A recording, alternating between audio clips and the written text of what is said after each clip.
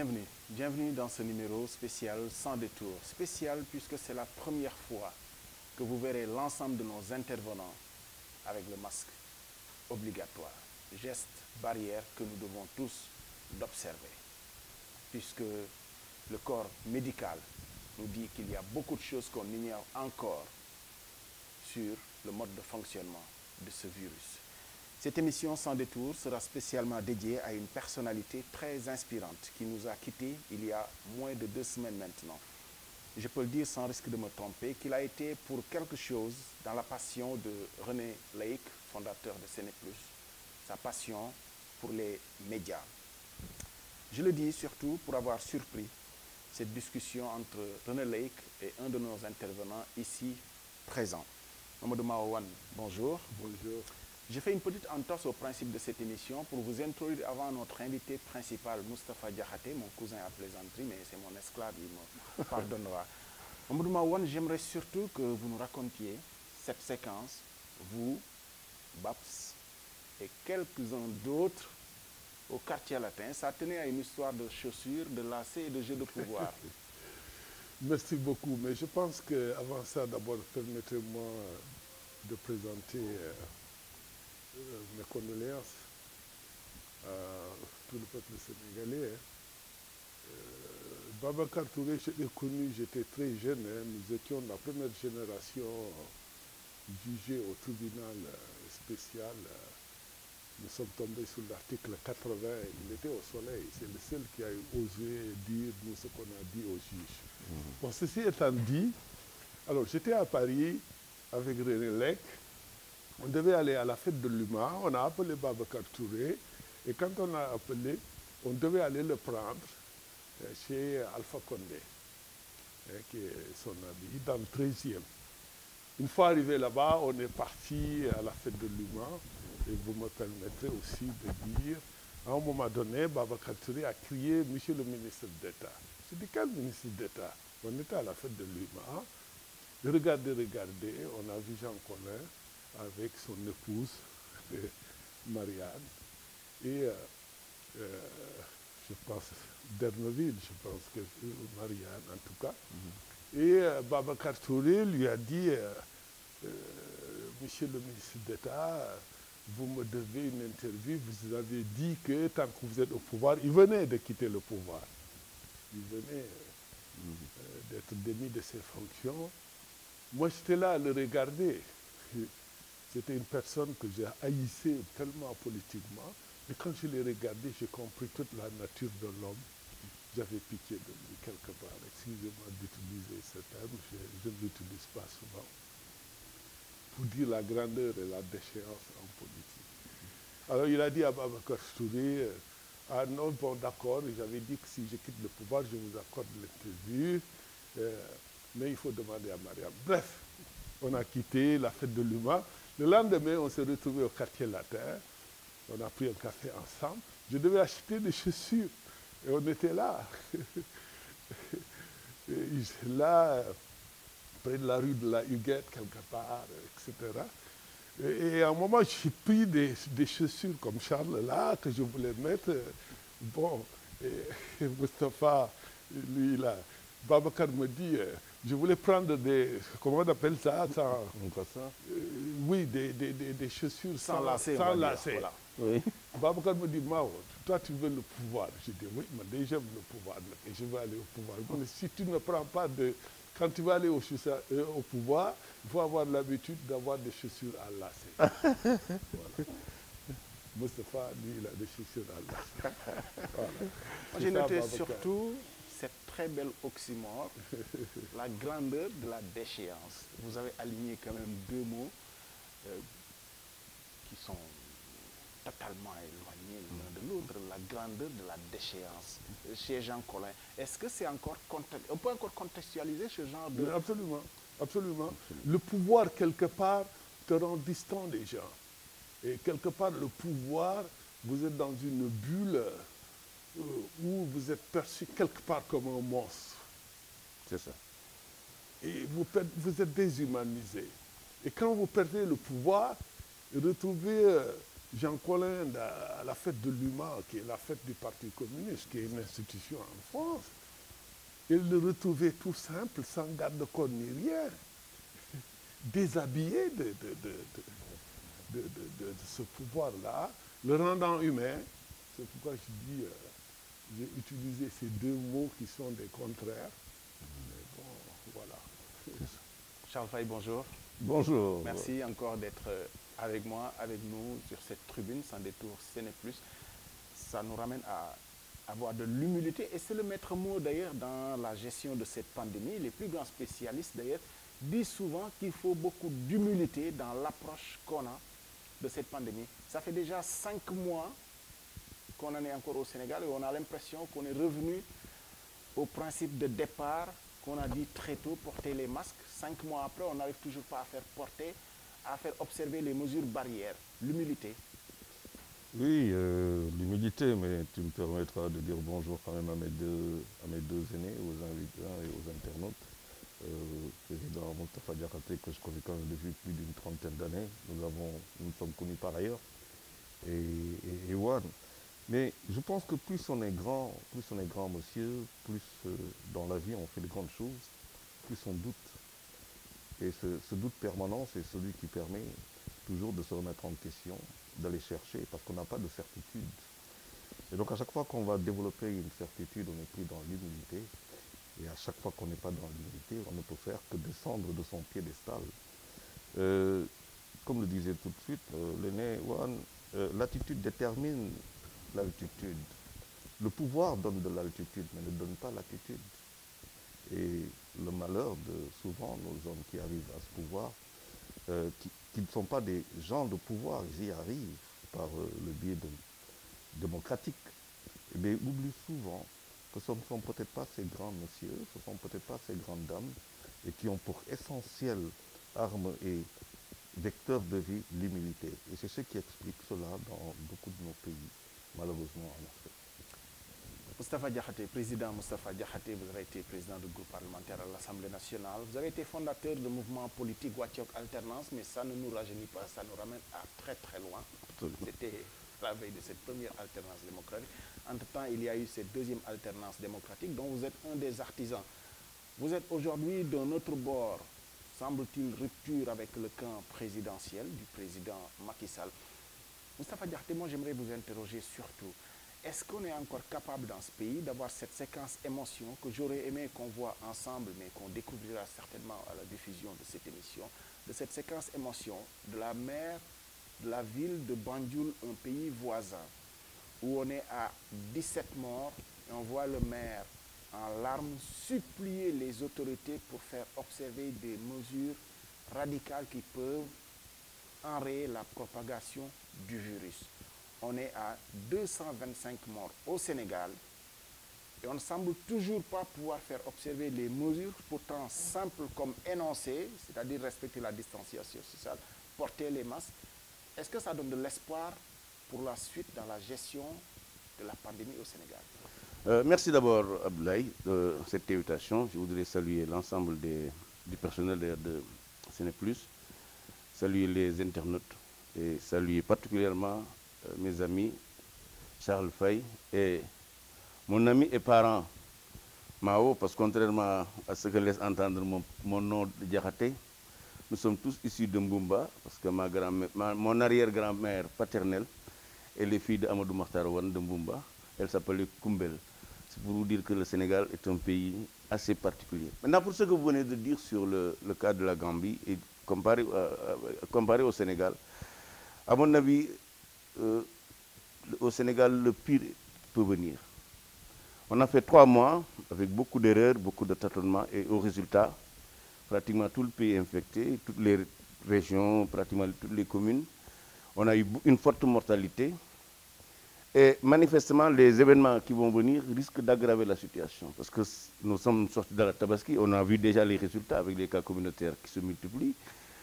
Nous allons vers des Magal et des Gamou, qui sont des moments de déplacement et de rencontre de population. Et de mon point de vue, si on ne prend pas les mesures idoines, dès maintenant, tout le pays risque d'infecter avec des centaines de milliers de malades et peut-être même des milliers de morts.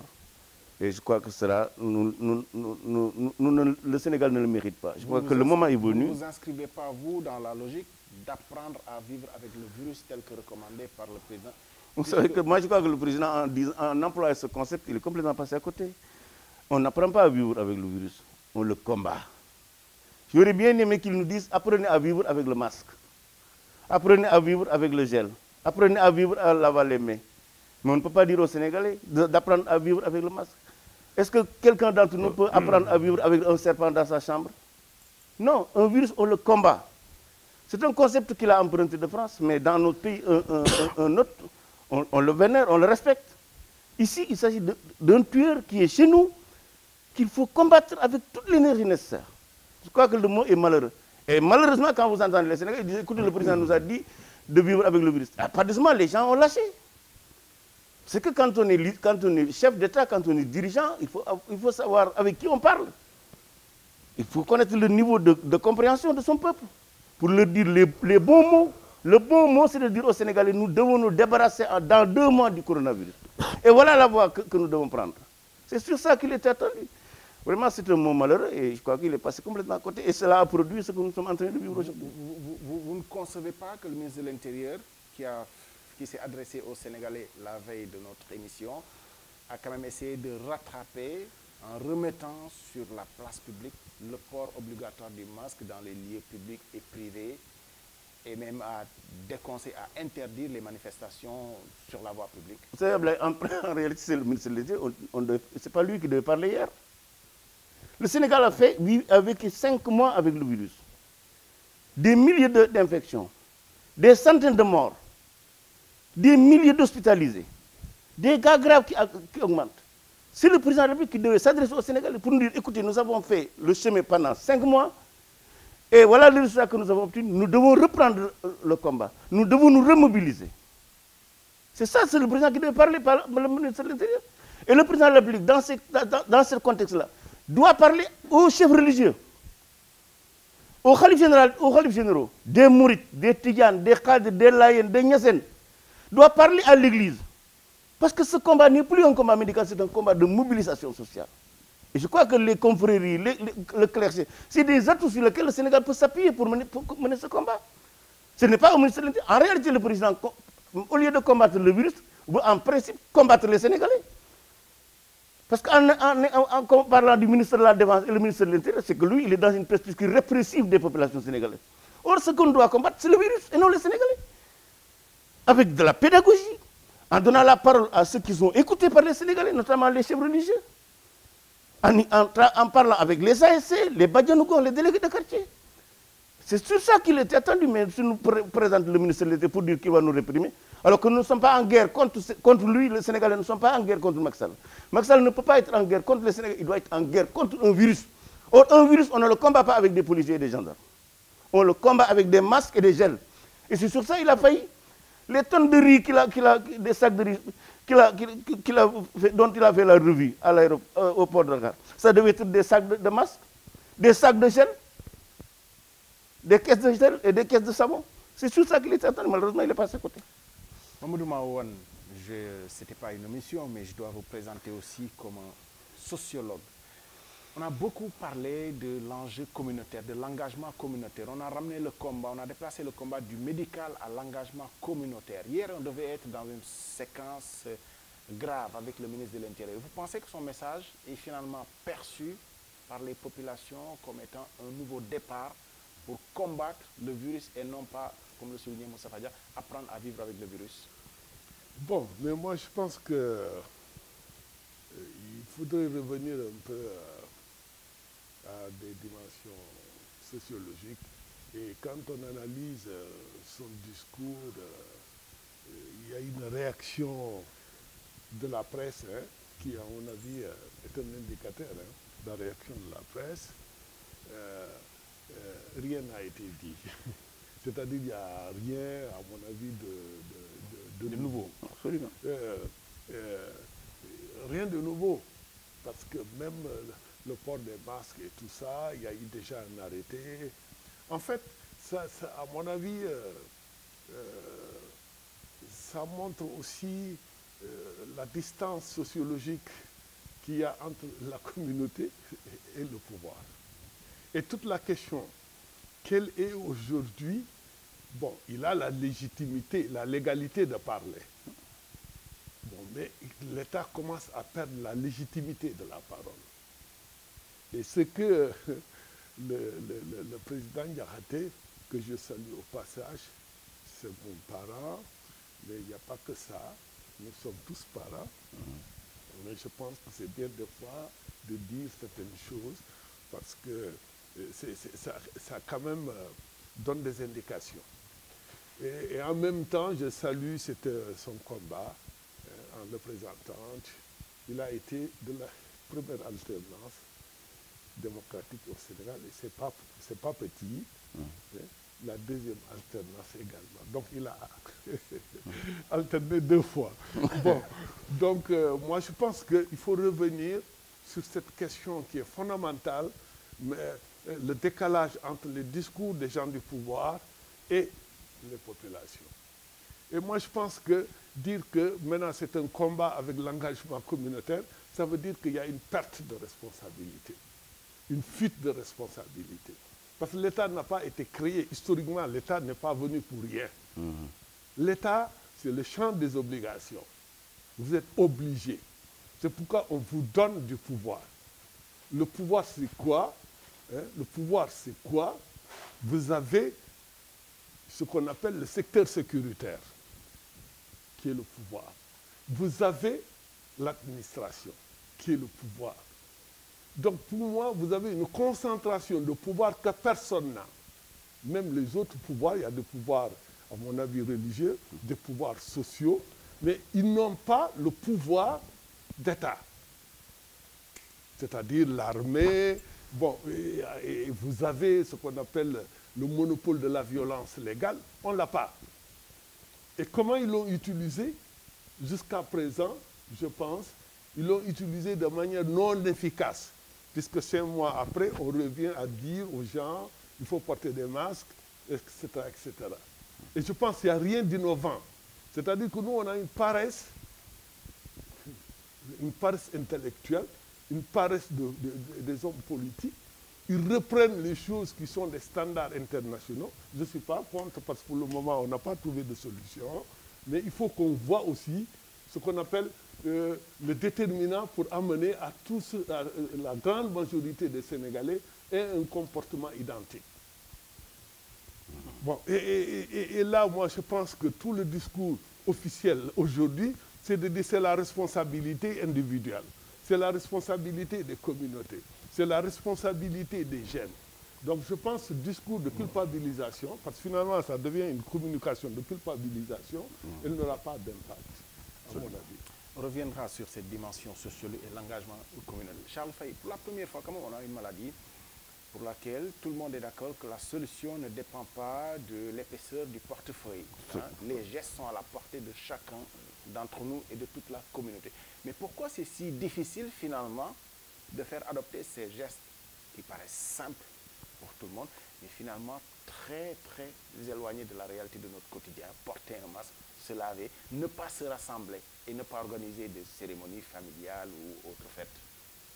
C'est parce qu'on n'a pas la même histoire que les Russes, qui ont connu l'Union soviétique. On n'a pas la même histoire que les Chinois, qui ont connu la Révolution. On n'a pas la même histoire que le Vietnam et d'autres pays. Et quand on fait le constat dans ces pays-là, c'est que nos pays, nous avons une toute autre histoire. Je pense que quand on va apprécier la dimension sociologique et psychologique même, on s'en rend compte que notre histoire peut-être explique ceci aujourd'hui. Je pense que dans cette affaire, il serait trop facile de taper sur le gouvernement. Je ne dirais pas l'État, parce que justement, j'ai souvent pensé qu'il y avait une grande confusion entre l'État et le gouvernement chez nous, dans la perception même de ces... Parce que c'est 2 choses totalement différentes. Et c'est justement parce qu'on est dans cette approche totalement gouvernementale et fondamentalement politique, parce que tout est politique chez nous, il suffit de voir les images hier pour se poser un certain nombre de questions sur le ministre de la Santé qui est là, qui en principe devrait parler des statistiques et pourtant ne le fait pas. Il ne revient pas au ministre de l'Intérieur d'en parler, ce n'est pas à lui de le faire. Il y a des services spécialisés. pour se poser un certain nombre de questions. Qu'est-ce qui se passe? Et je pense que c'est peut-être ça qui est en train de pourrir, et depuis toujours. On est très bon pour faire de la politique, on est très bon pour les intrigues politiques, mais on est absolument mauvais quand il s'agit d'aller dans d'autres politiques sectorielles, qui soient purement économiques ou de crise. Et c'est ça qui est en train de se démontrer, qui est révélateur en fait de la faiblesse de nos gouvernements. D'autres gouvernements, beaucoup plus que de notre État, parce que dans l'État, il y a le peuple aussi.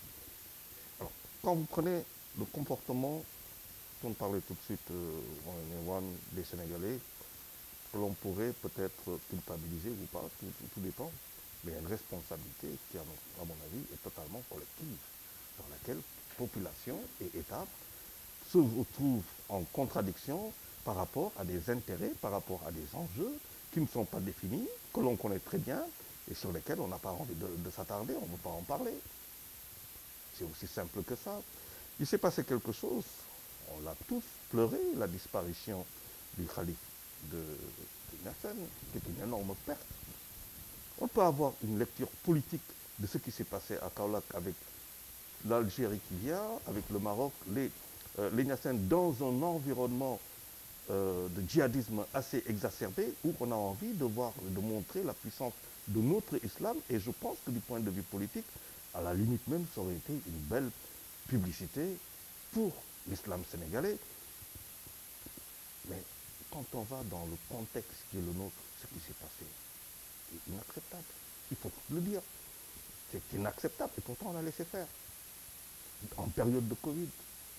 En période de Covid, en sachant exactement ce qui est en train de se passer, puisqu'on a une explosion. Mais Charles, est-ce que vous pouvez soustraire l'État à sa responsabilité? Est-ce qu'on peut tout le temps se défausser sur le peuple en disant non, peuple non, indiscipliné, parce que la responsabilité de l'État aurait été de l'interdire, de faire non, autre chose, il arrive au moment, comme l'a dit hier quelqu'un dans votre émission, il arrive au moment où dans nos pays fragiles,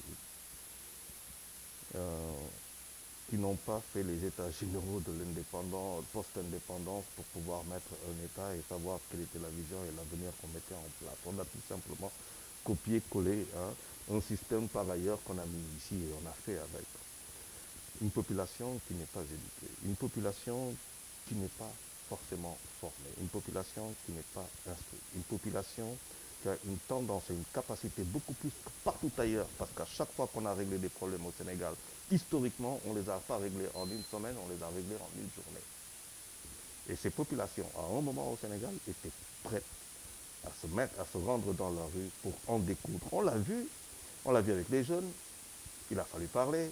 On l'a vu mais ailleurs. Ce n'est pas une spécificité sénégalaise, comme le confinement a été difficile dans beaucoup Je suis désolé, pays. au Vietnam, il y a 75 millions de Vietnamiens. Il y a eu un seul mort et ça date de la semaine dernière. Pourquoi? Les peuples sont différents. Les peuples sont différents. Ce qui nous arrive, le Covid, à mon sens, qui nous arrive ici, dans sa configuration actuelle, est tout simplement, à mon sens, révélateur de ce que nous sommes, et pas autre chose. Et l'État, quoi qu'on puisse dire, qu'il s'agisse de l'État du gouvernement, mais il n'est pas issu d'ailleurs que du corpus sénégalais, de l'homo sénégalais. C'est tout. Et je pense que c'est une révélation, à mon sens. Mais non, on peut ne pas être d'accord, et je suis totalement d'accord. Sur ce point de vue, je pense que pour avoir quand même conceptualisé le port du masque individuel, le confinement mobile, depuis le mois d'avril, depuis le début du mois d'avril, et pour voir l'État revenir dessus 4 mois après, c'est bien de quoi je parle. Mais le problème, c'est qu'il est difficile de gouverner un Sénégal. Pour moi, c'est la grande révélation. Moustapha Diakhaté, vous avez évoqué la solution par l'implication des chefs religieux. On est quand même tenté de se demander, est-ce que le problème n'est pas cette solution que vous évoquez, d'autant que les événements marquants qui sont pratiquement les fossoyeurs de la stratégie de riposte contre le Covid sont des événements religieux, parrainés parfois par les plus hautes autorités religieuses dans ce pays. On veut pour preuve que ce qui s'est passé à Medina Baye, bien entendu, le Sénégal a été interdit d'entrer sur le territoire Schengen puisqu'on était au-delà des ratios décidés par l'Union européenne de 16 pour 100 000 habitants. Est-ce qu'on n'aurait pas pu nous aussi dire au Sénégal, on ne peut pas accepter un pays qui est bien au-delà des ratios du Sénégal dans sa contamination. Un pays comme le Nigeria, c'est pas de la stigmatisation, mais il faut le dire. Est-ce que finalement, le problème n'est pas la solution que vous évoquez? Écoutez, vous savez, moi j'ai toujours considéré que les confréries, c'est des atouts. Comme tout à l'heure, suggéré, Charles, par rapport à l'image l'islam tolérant qu'elle offre au monde. Mais ce sont les populations du Sénégal. Je dis souvent, le jour où il y aura le jour du Magal correspondra au jour de l'indépendance. Ou bien le jour du Gamou correspondra au jour de l'indépendance, on saura où se trouvent les Sénégalais. Moi, je crois qu'aujourd'hui, la seule solution, parce qu'il s'agit d'une mobilisation sociale, il ne s'agit pas d'un problème médical. Puisqu'il s'agit d'une mobilisation sociale, je crois qu'il faut aller trouver les Sénégalais là où ils sont. C'est dans les confréries, c'est dans les églises, c'est dans les daïras, c'est dans les ASC. Donc en impliquant donc tout ce corpus, moi je suis persuadé qu'on peut effectivement nous en sortir. Mais c'est là où on est heurté à cette réplique du genre fille à la fine. On sait quand même ce que oui, mais là c'est un autre débat. C'est-à-dire qu'en fait, vous savez que depuis 1960, l'État sénégalais a confiné les marabouts dans des rôles de baptême, de diriger des prières mortuaires et de faire formuler des prières pour les gouvernants. Mais cela n'empêche qu'aujourd'hui, je crois que c'est le seul atout qui nous reste. Parce que moi, ce que Cheikh Anta Diop appelait la rupture psychologique entre les gouvernants et les gouvernés, c'est encore toujours présent dans notre pays. Les citoyens sénégalais n'écoutent pratiquement pas les pouvoirs. Mais il y a une oreille attentive à leur guide religieux. Puisqu'on peut les mobiliser dans ce combat-là, moi je crois qu'il faut y aller. Vous savez, tout à l'heure, en parlant de Vietnam, vous savez que le Vietnamien, depuis qu'ils ont fait échouer les Américains, ils pensent qu'ils sont le plus fort du monde. Malheureusement au Sénégal, malgré notre passé difficile de traite négrière, de colonisation, manifestement on n'a pas formaté les Sénégalais pour affronter des défis, des problèmes. C'est comme dit Yala Kodogal, Koumoun. Et ce sont ces concepts-là qui font que, à la limite, nous sommes devenus des fatalistes. Et là, je crois que c'est la responsabilité de l'État du Sénégal, au lendemain de l'indépendance, de formater le nouveau citoyen, capable maintenant d'affronter les défis de la vie. Mais pour affronter les défis de la vie, je crois que la solution se trouve dans l'école de la République. C'est dans l'école qu'on doit formater le nouveau citoyen. Et malheureusement, cette école a laissé en rade des millions de Sénégalais qui sont des analphabètes en tout. Même l'école traditionnelle, les Dara, a laissé aussi des gens en rade. Ça veut dire que nous avons un peuple qui, d'un point de vue aujourd'hui, pour le mobiliser, pour contre le virus, ce qui nous reste, c'est les chefs religieux, musulmans et catholiques. C'est la seule solution. Parce que, bon, la responsabilité de l'État, évidemment, c'est de pouvoir parler autrement, mais puisque les gens n'écoutent plus. Mais qu'est-ce que vous voulez qu'on fasse? Qu'est-ce que vous voulez qu'on fasse? On appuie sur ce que nous savons. Moi, mon problème, c'est que je suis désolé, quoi. C'est-à-dire que aujourd'hui, je dois passer par un chef religieux pour tout simplement mes conditions de vie sociale, c'est que j'ai un sérieux problème. C'est-à-dire quand même, quoi, il y a une infantilisation de la population sénégalaise et qui est de fait. Il faut, le vrai problème auquel nous sommes confrontés aujourd'hui, c'est que nous nous rendons compte que nous n'avons pas affaire à un peuple éduqué. Et ça leur pose tout le problème. Mais Charles, ces chefs religieux, on peut les considérer je suis désolé quand il s'agit de porter le masque, quand il s'agit d'aspirer ma survie, je n'ai pas besoin que cela me vienne d'un chef religieux. Donc, Charles, parce que tout simplement... Charles, vous n'êtes pas un Sénégalais ordinaire. Non, c'est pas que je ne sois pas un Sénégalais ordinaire, je suis un Sénégalais simple. Pas simplement. Si. Pas simple. Je vais vous dire pourquoi. Je ne peux pas avoir été formé à l'école sénégalaise. Oui. Étant un pur produit de l'école sénégalaise, moi j'ai pas fait les écoles étrangères et penser autrement. Ça veut dire qu'est-ce qui se passe aujourd'hui?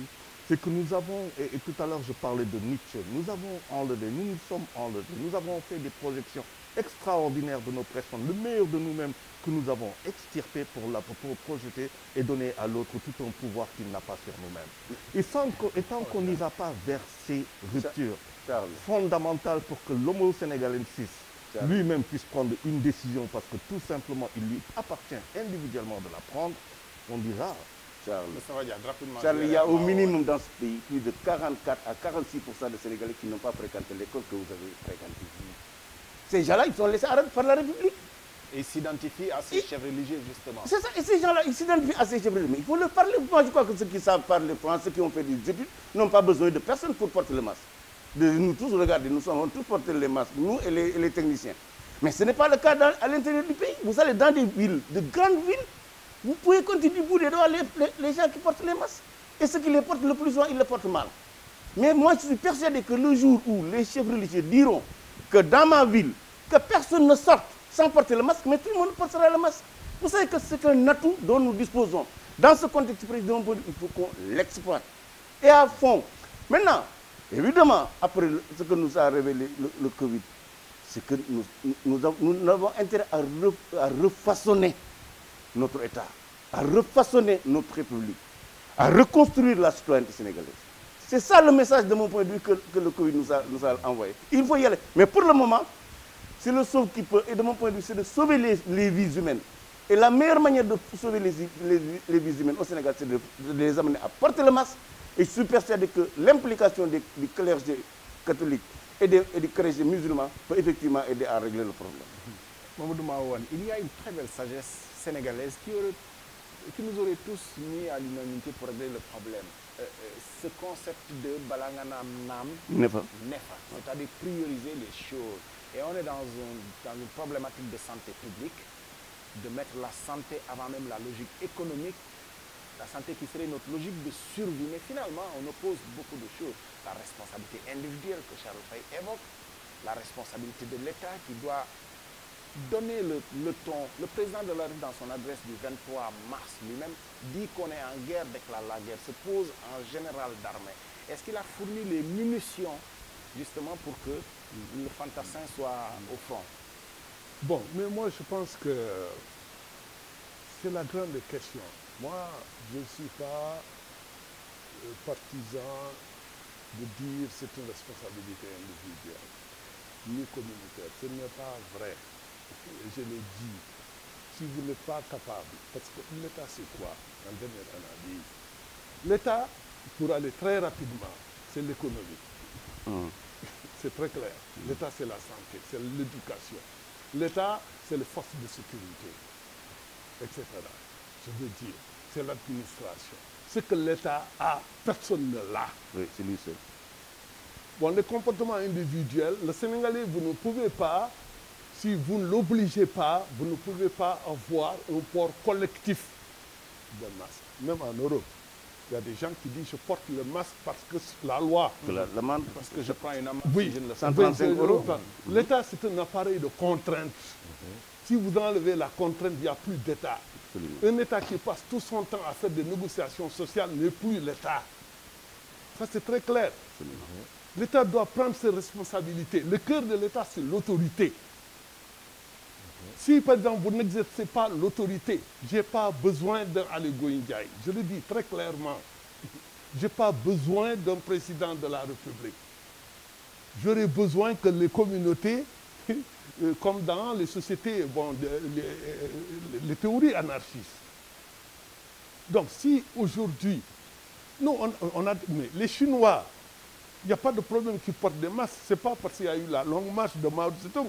Non, de l'Armée rouge. Les Chinois ont été confrontés à des épidémies où ils ont, dès le début du siècle, commencé à porter les masques. Et aussi, ils ont une discipline, bon, pas seulement communiste, mais tirée même de leur philosophie de vie, etc. Pour revenir au Sénégal, je dirais que tout simplement, aujourd'hui, la façon de se dégager, on est dans une crise sanitaire qui a un impact économique terrible. On n'a jamais vu l'économie s'effondrer en 3 mois. En 3 mois, tu perds presque 5 points de croissance, c'est ce qu'ils disent. Et ça va être pire. Ça va être pire. Vous ne pouvez pas, dans cette mesure, dire, dans cette situation, dire que, bon, on va mobiliser dans le Toulou, on a formé des jeunes qui vont mobiliser la communauté. Non. Le programme des 10 000 volontaires. Non, des 10 000 volontaires. Il faut d'abord que l'État s'acquitte de sa mission. La mission de l'État, il ne faut pas que les Sénégalais acceptent ça, sinon ils sont là pourquoi? Mon maire, il est là pourquoi? Le député, il est là pourquoi? Ils sont presque en vacances. Parce qu'il faut prendre, en guerre, il faut prendre sa responsabilité. Si on confine tout le peuple sénégalais, il faut eux qu'ils continuent de travailler. Mais ils ne travaillent pas. Donc pour revenir, pour moi, hein, aujourd'hui, on est dans un débat de fuite de responsabilité. Et malheureusement, il y a des gens qui, tous les jours à la télévision, sont là pour nous dire, oui, vous êtes... Non, je suis responsable, effectivement, de laver mes mains. Ce n'est pas Charles ou Moustapha qui va venir me laver les mains. Pas du tout. je suis d'accord que je suis... Mais si je le fais et qu'il y a attends. quelqu'un qui ne le fait pas et qui met finalement toute la collectivité en Non, danger, c'est ça que je là dis. où la C'est là, responsabilité sinon, de je l'État dis est. que l'État a ce qu'on appelle le service d'éducation de la santé. Pendant des années et des années, il y a eu des programmes qui ont été financés. C'est des milliards qui ont été financés là-bas. Quel est l'impact? Il faut aussi que c'est le moment d'évaluer nos politiques publiques. Absolument. Et ça veut dire qu'on avait tout, parce qu'on a, vous en parlez, le service d'éducation pour la santé, on a le SNEPS, qui est le service national d'éducation et de l'information pour la santé. Oui. On a le COUS, qui est le centre des œuvres d'urgence sanitaire, mis en place pas pour le Covid, mais en permanence pour gérer les urgences sanitaires, et même le centre de gestion des épidémies, et qui était mis en Mais place je veux bien, depuis... si c'est, tu sais, sur le plan sociologique, il y a ce qu'on appelle le développement des institutions. Mais si le développement des institutions ne correspond pas à des résultats, par exemple, bons, appréciables pour la grande majorité des Sénégalais, ce qui est constant. Et puis on trompe les Sénégalais. On leur dit que la situation n'est pas grave parce que vous n'avez que 10 000. Mais ce n'est pas vrai. 10 000 personnes infectées par rapport à une population de 16 000, c'est différent du Nigeria qui a 11 millions, ou presque plus de 11 millions, et qui a 20 000 sur l'Afrique du Sud. Des fois, on compare des choses inadmissibles. La Gambie, 17, c'est beaucoup pour la Gambie. Oui. Vous comprenez? Ici, on ne teste pas, il n'y a pas de tests massifs. Ce qu'on te dit, est-ce que c'est la réalité? J'en doute. Bon, même si, par exemple, au moins ça m'informe, mais je reviens, moi, franchement, l'État doit aussi... Bon, je suis d'accord avec vous, quand vous dites qu'il y a d'autres pouvoirs, le pouvoir des religieux, qui sont des pouvoirs d'influence. Hein? Ils ont des pouvoirs. Mais moi, je pense aussi que les religieux, devant cette situation-là, ne doivent plus attendre même l'État. Peut-être qu'eux-mêmes, parce que le khalife général des Mourides, quand il porte le masque, tu vois, je pense que ça peut être inspirant. C'est déjà un signal fort. Quand le khalife général des Tidjanes dit qu'il faut dire la vérité, Et qu'il porte le masque aussi en il public. porte le masque en public, c'est fort. Quand l'Église, moi j'ai écouté le chef de l'Église dit, il n'y a plus, ils ont fermé. Bien sûr. Et je veux dire, les lieux de culte des chrétiens, c'est fermé. Nous, ils sont restés dans cette position, à mon avis, depuis le début. Et ils n'ont pas bougé. À mon avis, donc, le problème qu'on a, c'est qu'il y a une grande majorité de Sénégalais qui survivent de par l'économie, qui ont besoin d'être dans la rue, qui ont besoin d'avoir des activités le jour, que l'État n'a pas pu gérer. Bon, maintenant que des jeunes se soient révoltés, c'est normal. Ici, combien de fois les gens se sont révoltés contre le pouvoir? Mais on les a gazés.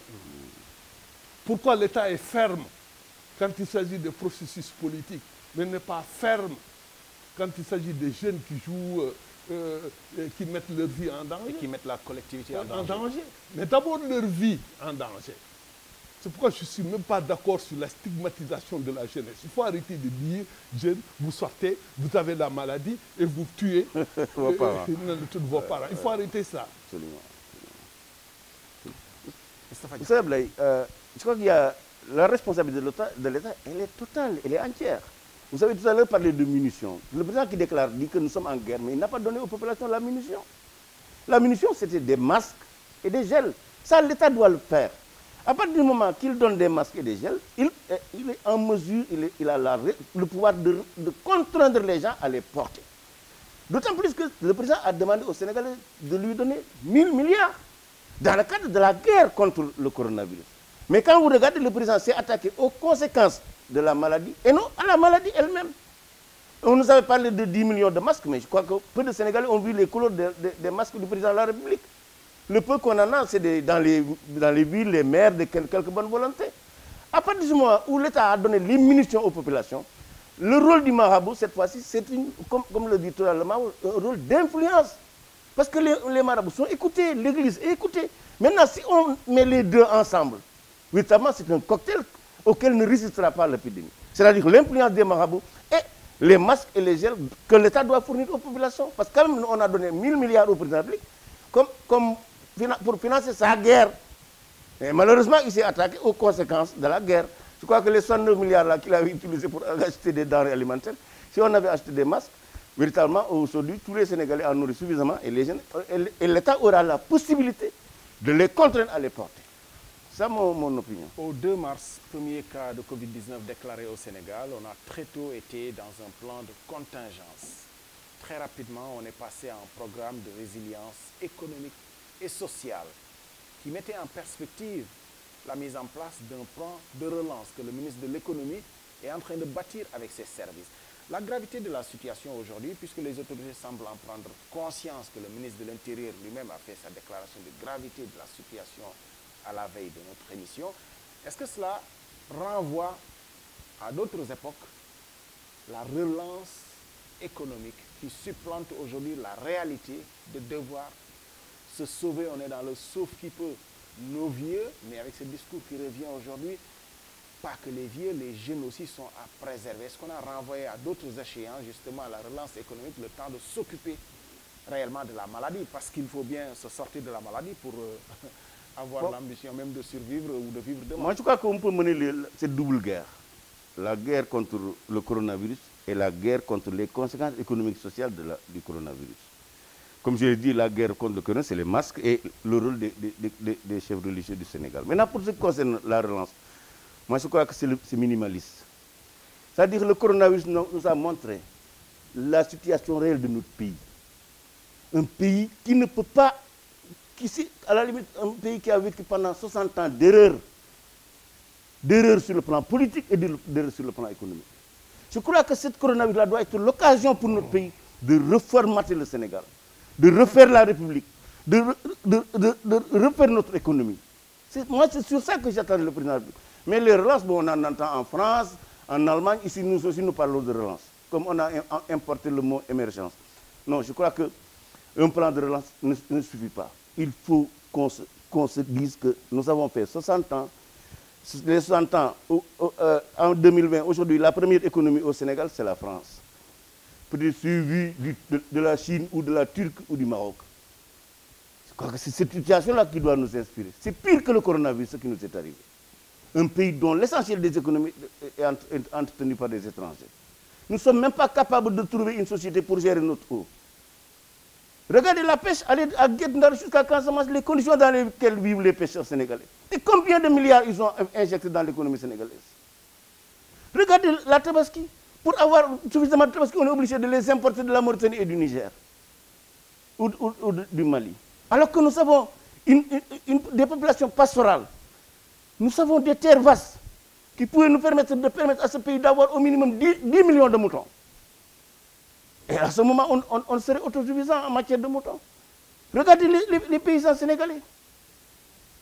Jusqu'à présent, on leur donne des semences. Regardez les outils qu'ils utilisent pour travailler. C'est le Kadiando ou le Hilaire, ou des roues occidentales qui datent d'il y a 20 ans. Vous croyez que dans ces conditions, le pays peut se développer?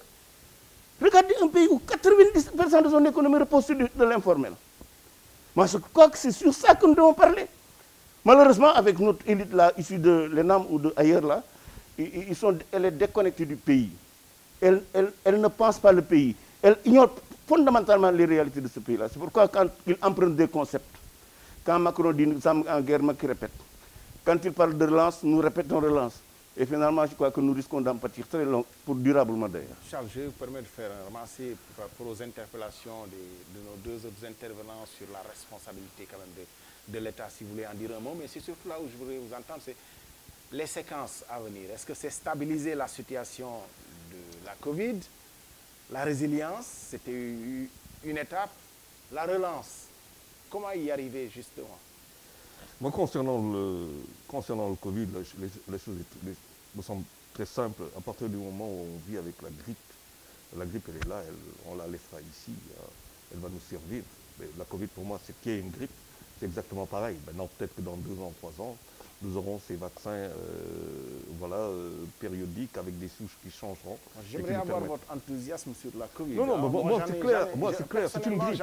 C'est une grippe. Une peur bleue, c'est une grippe. Non, c'est vrai qu'elle est dangereuse, mais c'est une grippe d'abord. Quand même, ce n'est pas qu'une grippe. Non, c'est une grippe. C'est une grippe.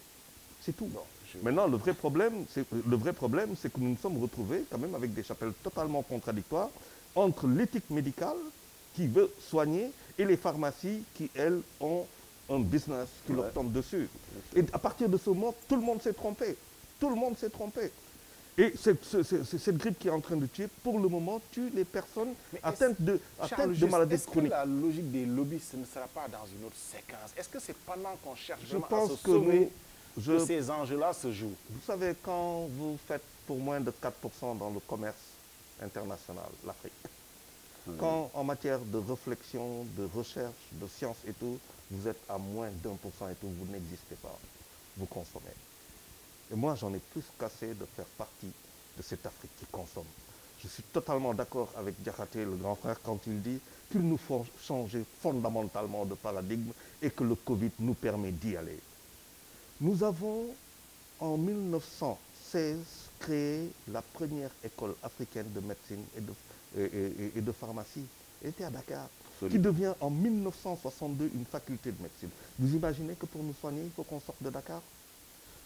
Toutes ces personnes, beaucoup de personnes n'ont pas pu aller faire leur bilan annuel à l'étranger cette année, compte tenu du Covid.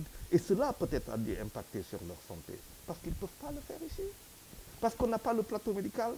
Le Sénégal, 750 km de littoral, vous avez non seulement la possibilité d'avoir une offre médicale, de faire du marketing médical, de soigner l'Afrique de l'Ouest. Et pourtant, dans les années 1970, il y a des gens plus âgés que moi ici, ils peuvent vous dire que les gens venaient se soigner ici au Sénégal. Oui, absolument. Dans la sous-région. Nous quittons ce secteur, le Sénégal qui peut être un pays de service, un hub digital. Quand nous pensons digital, mais ce n'est pas aujourd'hui, ça date des années 1970. Qu'est-ce que nous avons fait depuis? Je suis d'accord. Il est plus facile aujourd'hui d'être un étranger, d'investir au Sénégal. Babacar Ngom peut en parler. Hein. Le jeune de Akile, Amadouli, il peut en parler aussi. C'est beaucoup plus facile de venir de l'étranger, de faire son beurre ici, d'exploiter et de prendre toutes les devises et puis voilà, de les expatrier. Pour nous autres, c'est tout un problème. Le vrai problème de notre pays, c'est le politique. Ce n'est pas un politique qui fait une économie, c'est le secteur privé. Il faut avoir des capitaines d'industrie et il faut aider ces capitaines d'industrie. Vous pensez que les Américains, vous pensez que les Français, les capitaines de ces pays ne sont pas soutenus par leur gouvernement? Quels sont aujourd'hui les capitaines industriels qui sont soutenus par le gouvernement? Allez les voir, eux tous. Ils souffrent. Pourquoi? Parce que c'est la douane qui descend chez eux. Parce que c'est eux qui peuvent payer pour soutenir la politique de l'État. Allez les voir. Ils souffrent, eux tous. La douane, les impôts. Vous pensez que les impôts vont venir frapper sur nous? Non. Quel est le vrai problème? Quand vous prenez cette université de Dakar, 100 000 étudiants, qui financent cette université? C'est l'État, d'accord, il prend l'argent où ça? Mais il va prendre l'argent sur une portion congrue d'une population qui ne fait même pas 10% des contribuables. Ça ne peut pas continuer. Et pourtant, ce sont ces mêmes politiques qui prennent des décisions tous les jours qui nous interdisent et qui interdisent d'avoir un secteur privé riche, fort. Vous entendez des fonctionnaires dire, mais lui, l'IGAI se porte sur les dougues. Je l'ai entendu sur un plateau qui dit à M. Sayer Sek, l'IGAI se poche les dougues, qui est un directeur qui n'a absolument rien compris de l'importance de nos secteurs privés. Et c'est ça le quotidien de ce pays. La révolution, je suis désolé, c'est vrai qu'elle doit être apportée par une élite pure et dure, intègre, ambitieuse et qui connaît les plus grands intérêts de son pays. Pour le moment, nous n'y sommes pas. Et le Sénégal ne semble pas être prêt, en tout cas pour ce que je vois, à affronter ce tournant historique. Sur un autre aspect, peut-être que tout est relatif aussi. Hein. Sur le plateau médical, on continue, je pense, à venir encore se soigner au Sénégal. Des pays de la sous-région continuent encore à venir se soigner. Même si nous, on aime bien dire qu'on n'a pas un plateau médical assez relevé, je pense qu'on est encore en avance sur beaucoup d'autres pays de la sous-région qui continuent à venir se soigner au Sénégal. On ne peut pas se satisfaire de ce qu'on a. Vous ne pouvez pas dire ça. Vous savez qu'en 1960, le Sénégal était l'université de l'Afrique, l'école de formation de l'Afrique, l'hôpital de l'Afrique. Oui. C'est-à-dire le Sénégal était la phare de l'Afrique. On est d'accord. Et malheureusement, avec l'issue de la dislocation de l'AOF et la suite, et voilà, nous sommes là où nous sommes arrivés. Est-ce qu'on peut faire crédit au pouvoir en place de dire que les leçons du Covid, justement, sur un plan sanitaire, c'est de consacrer le premier axe du programme de résilience économique et sociale à refaire notre santé, à relever ce plateau médical. Le président annonce le recrutement de 500 médecins, de 1000 agents du personnel médical. Ça ne suffira pas, mais est-ce qu'on peut lui faire crédit de mettre enfin la santé au cœur du dispositif? C'est le premier axe du programme de résilience économique et sociale. Bon, moi je pense que franchement, bon, il faut des axes.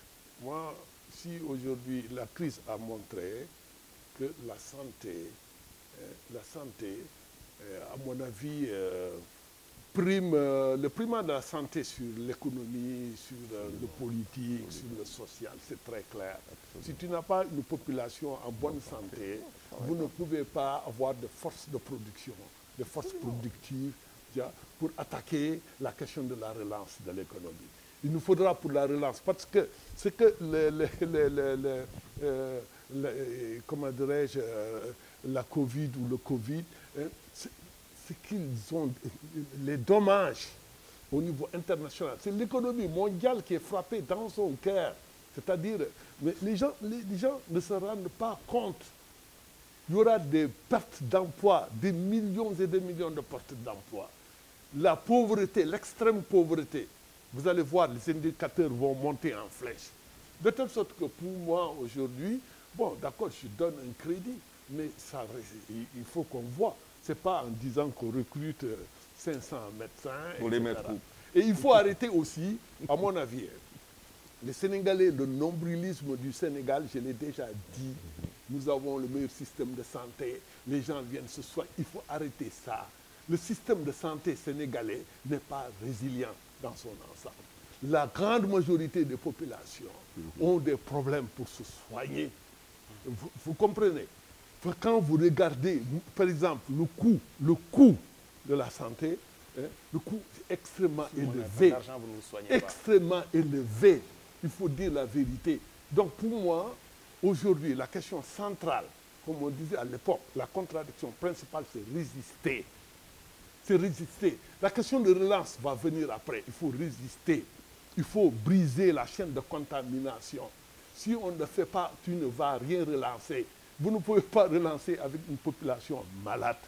Aujourd'hui, donc, pour juste terminer sur cette question, je dirais que les populations, on culpabilise les populations. Les populations, pendant 3 mois, ont accepté, dans l'ensemble, les mesures du gouvernement.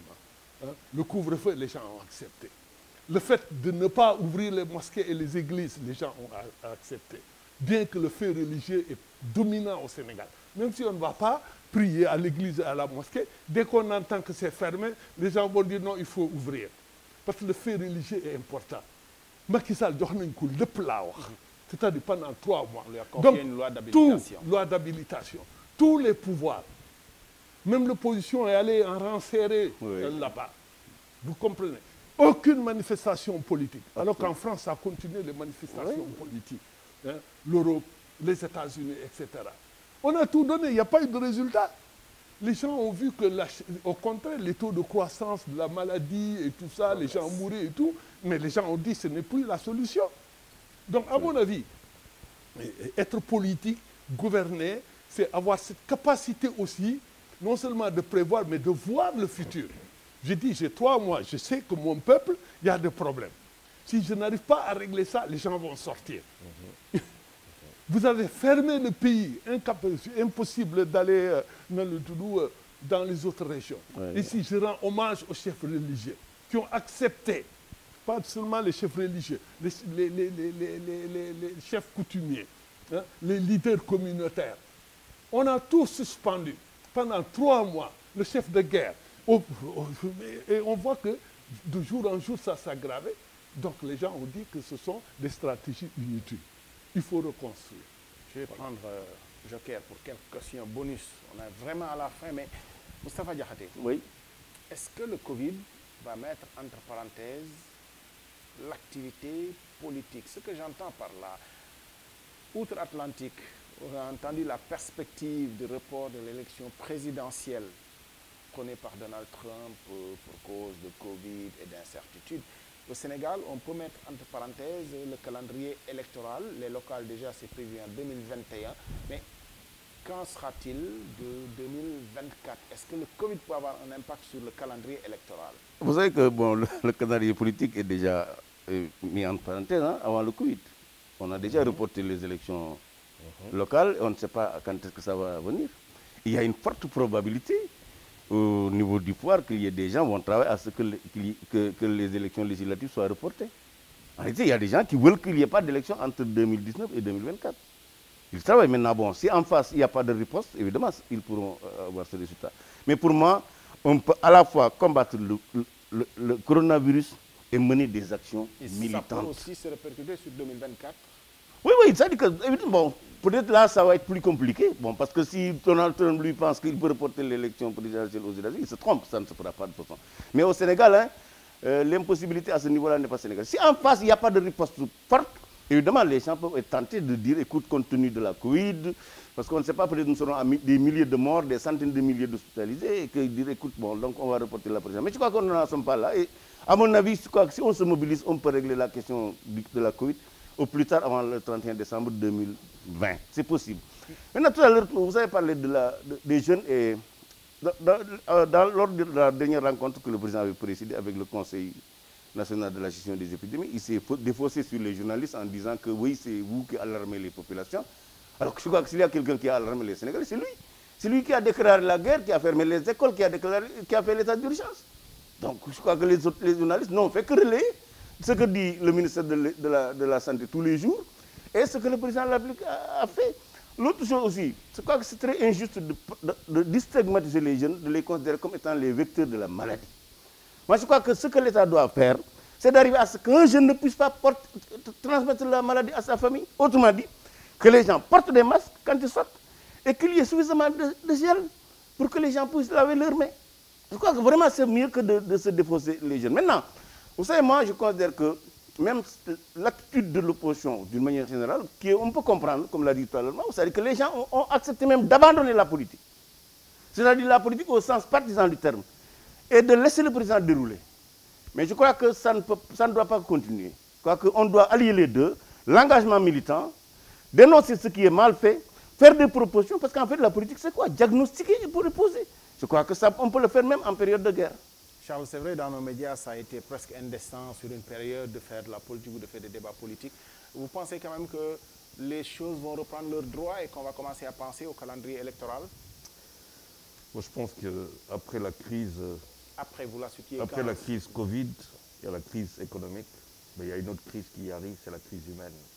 Avec une santé mentale qui va exploser. Alors, si on est assez fou pour vouloir faire face à cette crise humaine qui arrive, eh bien, ça sera tant pis pour ceux qui tenteront.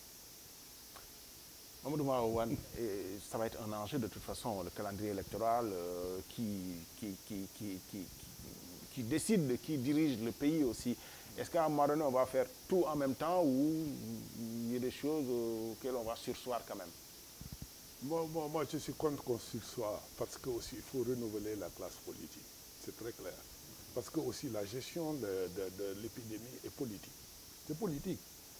Donc, si les Sénégalais comme moi, Charles et Moustapha, pensent qu'il faut d'autres hommes, d'autres femmes pour apporter des réponses, il faut donner cette opportunité.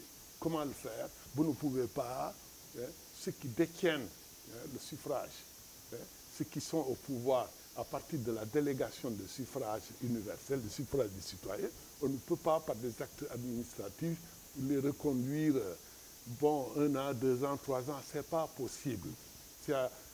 Vous avez le pouvoir, c'est à vous de faire preuve d'imagination, de trouver le moyen de faire voter les gens, quitte à les trouver avec des urnes, tu vois, chez eux, tu vois, avec virtuel ceux qui peuvent, ceux qui ne peuvent pas, on les trouve chez eux, avec des bulletins, des urnes ambulantes, tu vois, et on fait voter les gens en respectant les mesures barrières.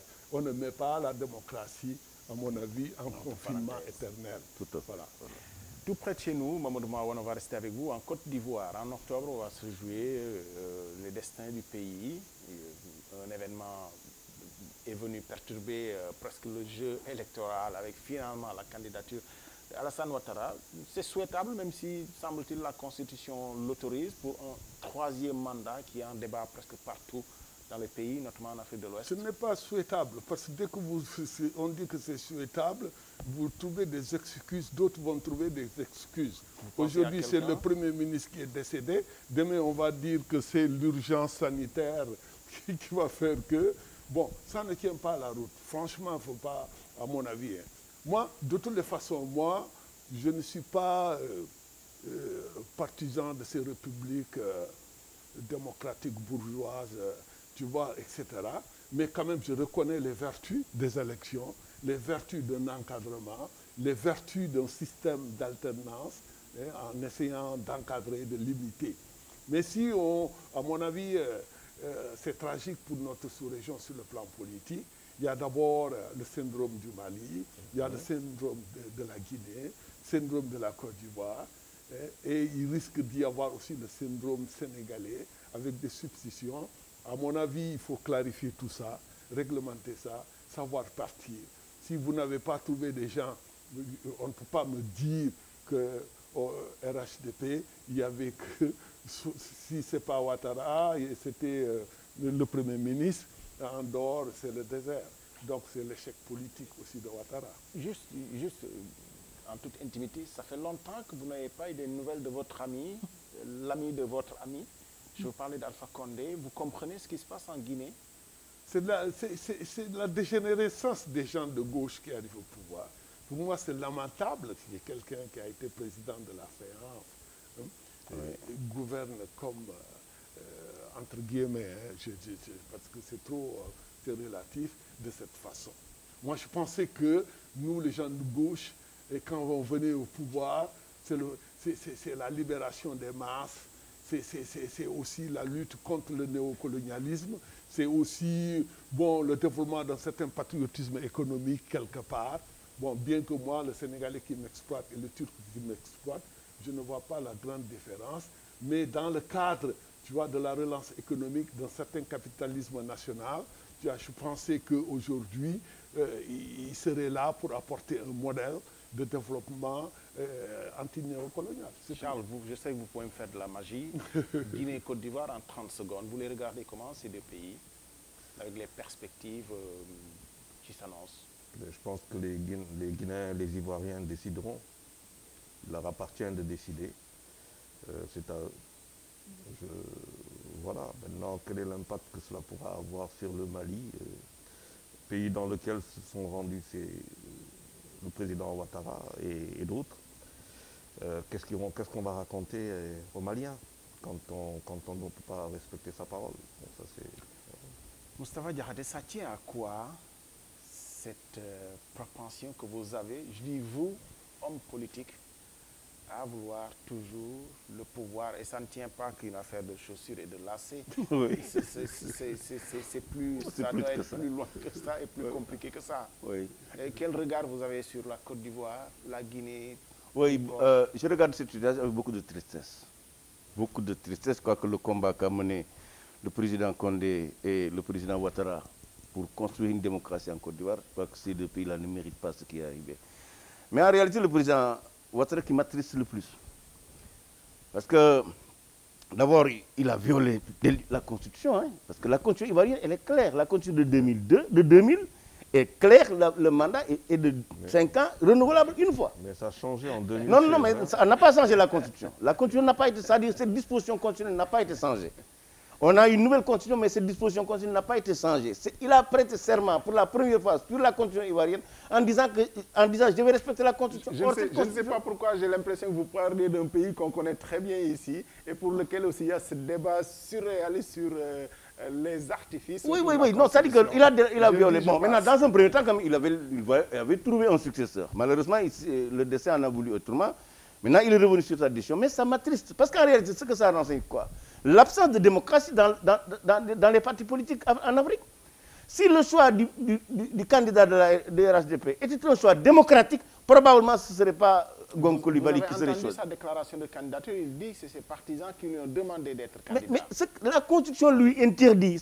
Il ne doit pas répondre à cette... C'est pourquoi moi, j'invite les Sénégalais à beaucoup regarder ce qui se passe en Côte d'Ivoire. Nous risquons d'avoir ce scénario en 2024. où le président de la République va dire, écoute, la paire n'a pas de candidat, Benno Bokk Yakaar n'a pas de candidat, je suis obligé d'y aller. Vous pensez qu'il est exclu, lui, Macky Sall, définitivement de la course pour 2024? Il doit être exclu définitivement de la course. Il doit être de son bon vouloir ou c'est la Constitution qui l'exclut. Et c'est le plus important, plus sa parole. Mais je considère la Constitution d'abord avant sa parole. Parce que la Constitution du Sénégal, elle est explicite, elle est claire. Macky Sall ne peut pas faire plus de 2 mandats. C'est fini. Ça, c'est clair. Maintenant, pour ce qui concerne la Côte d'Ivoire, là où le président Ouattara apparemment n'a pas une bonne lecture de l'histoire de l'Afrique. Vous savez qu'il n'est pas en général une bonne chose de choisir son successeur. Le président Ahidjo a fait l'après à ses dépens. Le président Aziz à côté l'a fait à ses dépens. Senghor a été désengorisé ici au Sénégal. Oui. Vous savez que de mon point de vue, il faut faire confiance au peuple et non à des individus. Et je crois que le président Ouattara risque de l'apprendre à ses dépens. Et moi, j'invite les peuples ivoiriens et guinéens à refuser les candidatures de Ouattara et de Condé. On est vraiment au bout dans cette émission sans détour de Séné+.